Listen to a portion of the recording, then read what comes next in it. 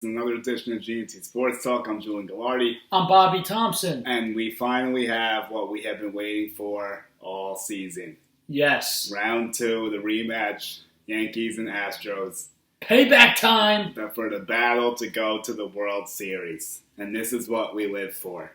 This is what we wanted all season. This is what we were anticipating all season. So, this is it, brother. And we got a big help from Tampa Bay. Shout out Tampa Bay. Made the Astros get extended to 5 games. That was huge. And the Astros only outscored the Rays 19-18 in the whole series. And 19-18 is, of course, funny because how that used to be the curse for the Red Sox. Yeah. Used to love those chants. But unfortunately, those are in the past. So the Astros starters ERA was actually higher than ours. A 3.3 for them. 30 innings pitched, 11 runs. Yankees, just 13 innings pitched, but only 4 runs, a 2.73. Not too shabby, boys. Bullpen ERA, Yankees, 2.06. Astros, 4.15. That's a big advantage for the Yankees, and that's how the Yankees can win this series. Game 1, the Astros will start Zach Donald Greinke. Zach Donald Greinke. And the Yankees starter is yet to be determined, and we also don't know the roster, so we're going to have fun with some ideas here. So, let's talk about it. Who would you put on the bump game 1 down the H? All right, so here's what I'm going to do. So I'm going to tell you this. I'm excited. This is the series, as Julian said it. We were all anticipating this. We all knew this is what it was going to be. It was inevitable. It was inevitable. It was exactly that. So, with this, who am I putting on the mound, on the hill? Who am I calling on game 1? You want to know who I'm calling on game 1? Who? I'm calling on Masahiro. So am I. I'm calling him out. I'm setting him up there. I want to see what he's got because when he's in the postseason, that's where he lights it up the most. And here's the thing. In the regular season, I think, Julian, you and I could agree on this. He's a bit shaky. He's very up and down. But when he comes to the playoffs, he's ready to go. He is ready to go. And then behind our bullpen, I think we could do just fine. Obviously, the Astros offense is amazing and all the stars they have. Yeah, we'll go through some of that. But for them, game 1 with Greinke, I think we could give Mr. Greinke some anxiety. I think he's going to lose sleep tonight. I really do. I don't think he wants to face our lineup. I don't think so. I think, you know what? Here's what I'm going to tell you real fast. I want to get into this, Jules, just for a second. The Astros went out and they got Zach Greinke in the trade deadline. At the last second, Zach Greinke, arguably, he's a great pitcher. I think we all could agree on that, but he doesn't like the big market teams, Jules. We know that. No, it's been well documented, and he got absolutely lit up by the Tampa Bay Rays. 6 runs in less than 4 innings of work.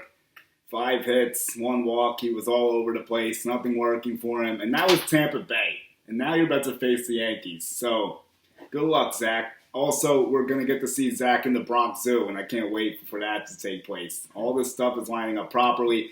And now Verlander doesn't go game 1. Cole doesn't go until game 3. All this stuff is great. And his postseason ERA in his career is 4.58. He does not pitch well in the playoffs. Regular season 3.35. A little Kershaw case going on maybe with Zach Greinke. Maybe not quite as bad, but in just 70 innings of work. But Greinke has definitely not been a stud in the playoffs, that's for sure. He doesn't scare me at all. I'm not afraid of Zach Greinke. Back in the day, I used to be afraid of Zach Greinke. Not anymore. I think, in my opinion, he's in a way of a shell of himself. I still think he's a good pitcher. I don't think he is what he used to be. No. And the thing is, too, as you all are aware, that he also has high anxiety issues. You hear about that. So I think, you know what? Once he gets on the mound in Yankee Stadium, I think that we could get in his head a little bit and maybe cause some problems. I think that, you know what? If the Rays could light him up like that, just imagine what our lineup could do. Mm-hmm. Damn, boy. That's a good sign. Also, the Rays got to Verlander, and I think the Astros will be very gun-shy to go back to Verlander on 3 days rest after what they witnessed in the Trop. Yep, big mistake. Even though they got the win and they moved on, big mistake because they showed a big-time weakness. Yeah, for sure. And now also Game 4, we have to put 4, obviously, but they're going to have to potentially throw out Wade Miley, and I'm salivating at seeing Wade Miley at Yankee Stadium. Oh. That's going to be fun. So, yeah, that's what's going on. And for the Yankees, how would you set up the rest of the rotation? Since we both agreed Tanaka's first, what would we do with games 2, 3, and 4? Well, game 2, obviously, I'm going to give it to Big Maple. I'm going to give it to James Paxton. I think in game 1 of the divisional series, I think he did very well. I think he got into a little bit of trouble. He did have 8. So, you know what? He's a high strikeout pitcher. I think that he could get these batters fishing for some.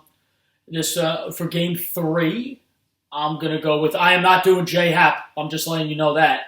No, Sevy's game 3. Yeah, Sevy's game 3. Game 4, I'm going to give it to Chad Green. So you're going to go the bullpen route with Chad Green? Yes.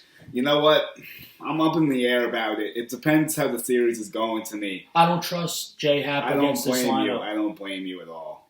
I would maybe try Hap, have a short leash with him. Like he'll basically be like an extended opener if you use him. Like I can't see him going more than 3 or 4 innings if you use him, honestly. Yeah. But I get your trepidations with Hap, and they are justified based on what we saw this season. So that Astros lineup's no joke. Altuve's hitting the cover off the ball again. This guy's a thorn in our side. 3 homers, 5 RBIs, 350 batting average in the series. Alex Bregman hitting 350 with a homer and 3 RBIs. Yordan Alvarez hitting 316. Uriel 316 with 4 RBIs. And Brantley hit just 211, but he's still a dangerous hitter. And one guy who's very cold on the Astros I would watch out for is George Springer. I knew you were going to say that. 0 homers, 0 RBIs, and just 143. And Correa's hitting just 158 as well. So I would look for those two to potentially turn that around, or hopefully we can make him keep struggling. So we're going to have to get after it. For the Yankees lineup, we're highlighted by DJ LeMahieu, who had 4 RBIs in the series and a home run. Didi Gregorius with a big grand slam, 6 RBIs. Brett Gardner with a home run and 3 RBIs. Gleyber Torres with a homer and 4 ribbies. The Parrot, 2 RBIs. Stanton, an RBI. And we look at these averages. Torres hitting 417 and playing great defense. Didi hitting 400. Aaron Judge 333. Encarnacion 308. So that's what the Yankees are working with. But here's the guy we got to wake up. And you know when I'm going with this one, Gary Sanchez and Aaron Judge a little bit too from the offensive side. I want to see a little bit more because he doesn't really have any homers or RBIs. So I definitely want to see him get that going. Absolutely. I think for us to win, we need everybody to be at their A game. Gary has to hit. He's got to start in the homers. We need him to hit the ball out of the ballpark, and we need Aaron Judge to just we need him to just be Aaron Judge. So let's just put that. No strike. I don't want to see the high strikeouts this series, please. There's nothing I hate more than the high strikeouts where against these pitchers. Don't give them easy outs with that. Don't swing at everything. Here's another thing, Jules. I think we need to work them. The way to get to these pitchers, you got to work the counts and make them get high pitch counts, and then go to their bullpen, and that's where we do the damage. Right. There's the game plan for you. I Belichicked it for you guys. There you go. That's exactly it, brother. And you look at Garrett Cole, the dude's absolutely disgusting. 2 games pitched in the series, almost 16 innings, 25 strikeouts. The guy's on another planet right now. And he's going to be a tough challenge, but I'm happy that we have him in the Bronx at least. Gave up just 1 run in 15 and 2/3 innings. He's absolutely remarkable. He's the best pitcher on the planet right now, I'm going to say. He's pitching that way. I'm not saying he's actually better than Mad Max, but like how he's currently pitching, sure, Cole's the best. I wouldn't take anyone else besides him right now, to be honest about the situation. No, I agree with you 100%. Garrett Cole is an absolute stud. The guy, all he does is come on every time he gets on the mound, he produces.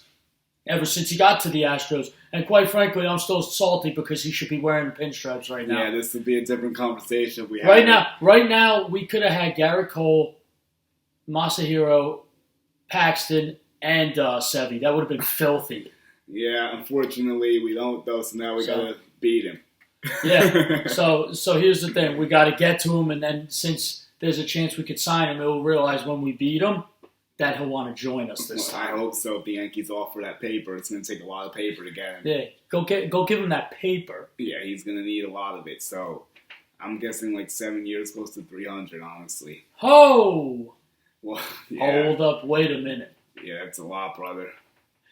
That's a lot of dollars. That's a lot of zeros. So we'll talk about that. We have some other big news that we got to get into. So nothing on the Yankees roster still, unfortunately, from everything we've seen. But CC Sabathia is going to be coming back and replacing Lyons, most likely, so that's a welcome sign.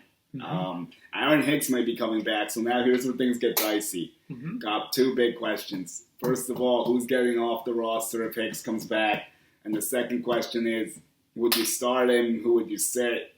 All right, brother, how do you feel? All right, well, in my opinion, I think you got to ride the hot hand. I can't believe I'm saying this. Brett Gardner has to, and I repeat, has to stay in center field. He played well last series. You saw it. I think he provides a spark to this team, especially with the with the bat.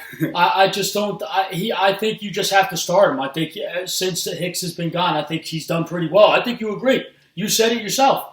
I think, but I know it's a really big, tough decision within that aspect for center field. If you start Hicks or you want to start Gardner, what you do. But you know what? Who's going to be off the roster? Who would you boo? Oh my God, this is tough. It's really down the void or Cameron Maven. Oh my God. Oh God. Someone's got to go, unfortunately. You know what? What are you thinking? I'm going to get eaten alive for this one. I would kick Void off. No, you're not. I don't think you are, actually. I think most people actually agree. You agree? I'm, on the fence about it. So at first, do we play the Parrot? Yeah, so here's what I would think is going to take place. I think Urshela is actually in danger of being benched, believe it or not. No. I think what's going to happen, potentially, is that I actually think Maven might not make the roster because all the outfielders we have, but It's going to be a big toss-up. I think that you could potentially see the lineup Gardner in left, Hicks in center field, all rise and right. First base, you get Encarnacion back in there. You DH Stanton, and then you slide LeMahieu over to third, and then Gio goes to the bench. Oh boy, I could see that happening. I'm very confident in that lineup, though. That's a good lineup, but it's just questionable. I guess if Hicks just step back in, but we saw Stanton step in, we saw Encarnacion step in, but Hicks hasn't played since August. Yeah. This is a big game. He better be ready to go if he's in there. If he's in there, he has to be ready to go. We're going to need his play in the outfield. We're going to need him up at bat to get hits. But like I said, if it were me, I'm going to ride with Brett Gardner. I'm sorry, I got to, and I can't believe I'm saying this because I am not a Brett Gardner guy. However, I just feel that you got to ride the hot hand. So you would leave Hicks on the bench and leave the lineup how it is, basically? Yes. But would you use Hicks at all? When you working back yes. in? Yes. You just don't want to play him right away? Yes. I won't play him right away. I'll keep Gardner in there, in my opinion. I think, like I said, and I know Gardner is very hot and cold, but he had a very good series last against the the Twins. I know this is a different animal in the Astros, but I still think he could get it done. And like I said, he brings a dynamic to this team. He brings a spark to them. Have you noticed that? And sometimes if you take that away, it could affect something, Yeah, Gardner's going to play. I outlined the fact that I think Gio's in trouble, but even if Hicks, I think Gardner's playing, and there's another big factor that you basically hit on. He breaks up all the righty bats. And now you have Cole and Verlander who are big power righties, and now if you play Hicks and Gardner in there, that's an extra lefty, which will just help things. Yeah. So Gardner's not going to sit. I agree. I would be stunned if he's the one that takes the bench. I think it's Gio, potentially, and I think you got to watch for Maven or Voit.